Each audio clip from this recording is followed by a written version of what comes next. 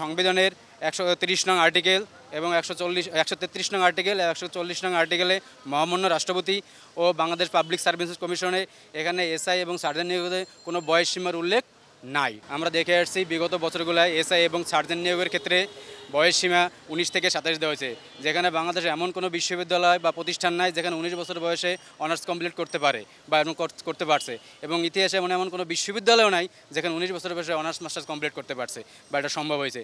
আর বাংলাদেশে আমাদের জানি প্রত্যেক বিশ্ববিদ্যালয় এগুলোতে সেশন জট রয়েছে, এবং আমাদের করোনার সময় অনেক ২ বছর সকলেরই নষ্ট হয়েছে। সেই ক্ষেত্রে দেখা যায় আমাদের কখনোই ২৭ বছরের মধ্যে বেশিরভাগ ছেলেমেয়েদের অনার্স কমপ্লিট করা সম্ভব হয়ে ওঠে না। তাই আমাদের বয়সসীমা ২৭ থেকে বাড়িয়ে ৩০ জানার আকুল আবেদন জানাচ্ছি। এবং আমরা দেখাই সংবিধানের ১৩০ নং আর্টিকেল এবং ১33 নং আর্টিকেল ১40 নং আর্টিকেলে মহামান্য রাষ্ট্রপতি ও বাংলাদেশ পাবলিক সার্ভিসেস কমিশনে এখানে এসআই এবং সার্জেন্ট নিয়োগে কোনো বয়স সীমার উল্লেখ নাই, টোটালি নাই একেবারে। ইভেন ১৯৯২ সালে বাংলাদেশ পুলিশ বিজ্ঞপ্তি এবং ১৯৯৬ সালে বাংলাদেশ পুলিশ বিজ্ঞপ্তি অনুসারে এখানেও বয়স সীমার কোনো উল্লেখ নাই। এখানে স্পষ্ট উল্লেখ আছে বয়সের কোনো বাধা নাই। অতএব এই ২৭ বছরে আমরা অনার্স কমপ্লিট করতে পারি না, তাই আমাদের উচিত এই বয়স সীমা ২৭টাকে ওভারটেক করে আমাদের ৩০ বছর করে দেওয়া। যেমন এসআই সার্জেন্টে প্রত্যেক বছরে এই কারণে আমরা অনেক প্রার্থী আবেদন করতে পারি না, আর আমাদের মেইন কারণ হচ্ছে আমাদের সেশন জট। অতএব আমরা সকল আবেদন যাতে আমাদের বয়স সীমাটা ৩০ বছর করে দেওয়া হয়, এই কারণে আমরা নিম্নরূপ দাবি সহ পেশ করছি। দাবি ১, পুলিশ সংস্কারের সাথে পুলিশ নিয়োগের সংস্কার জরুরি।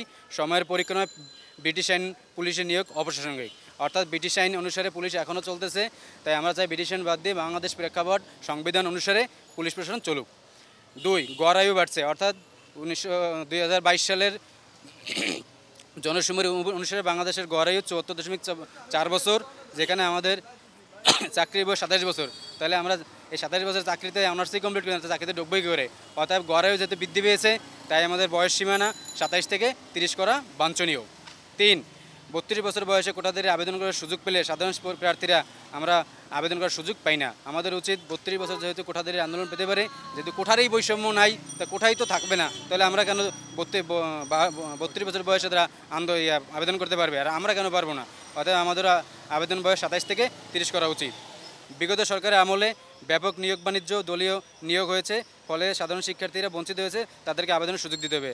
অবশ্যই এখানে অনেকে আন্দোলনের কারণে বয়স শেষ হয়ে গেছে। অনেক এক ভাই আছে আমাদের সাথে যে 10 দিন আগে তার বয়স শেষ হয়েছে ২৭ বছর, এই কারণে সে সার্কুলার পেয়েছে কিন্তু আবেদন করতে পারতেছে না। তাই আমাদের উচিত বয়স সীমাটা পরিবর্তন করে ৩০ করে দেওয়া।